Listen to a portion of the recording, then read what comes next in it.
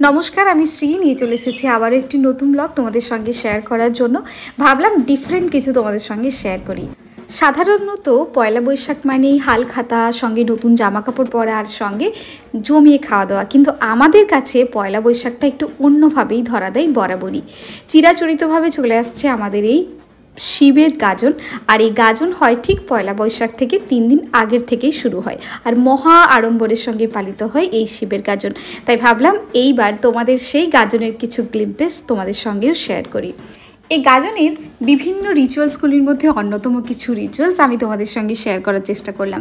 যারা আমাদের আশেপাশে গ্রাম থেকে বিলং করো তারা তো হয়তো জানোই এই শিবের গাজন নিয়ে, কিন্তু যারা একটু শহরের দিকে, আমার মনে হয় তাদের খুব কম ধারণাই রয়েছে এই শিবের গাজন সম্পর্কে।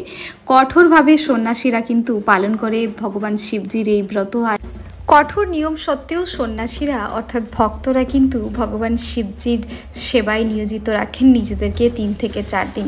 যেমন আমরা জানি বারাণসীতে হয় মাসান হোলি, অর্থাৎ শ্মশান কাঠের সেই জ্বলন্ত আগুনের ছাই নিয়ে হোলি খেলতে আমরা দেখি, ঠিক সেই রকমই রিচুয়ালসেরই একটা পার্ট আমরা এখানেও দেখতে পাই এই শিবের গাজনে। সেটা হচ্ছে আমাদের গ্রামের আশেপাশের যত সমস্ত শ্মশান রয়েছে সেখান থেকে এই সমস্ত কাঠ থেকে শুরু করে যা কিছু এক্সট্রা পড়ে থাকে সেগুলোকে নিয়ে এসে সন্ন্যাসীরা কিন্তু বেশ মজায় কিছুক্ষণ এন্টারটেন করে আমাদেরকে, আর তারই কিছুটা গ্লিম্পেস তোমরা দেখতে পাচ্ছ। তো সব মিলিয়ে শিবের গাজন আমাদের খুব কাছের একটা জায়গা, আর 3 দিন ধরে মহা হুল্লোড়ের সঙ্গে পালিত হয়। তবে এর এক একটা রিচুয়ালস এতটাই বেশি কঠোর যে সত্যি কথা বলতে দেখলে কিন্তু চোখে জলও চলে আসে। তবে ভক্তরা সমস্ত কিছুকে উপেক্ষা করে শুধু ভগবান শিবজির নাম করতে করতে অনায়াসেই একের পর এক কঠোর রিচুয়ালসগুলোকে কিন্তু কাটিয়ে ওঠে।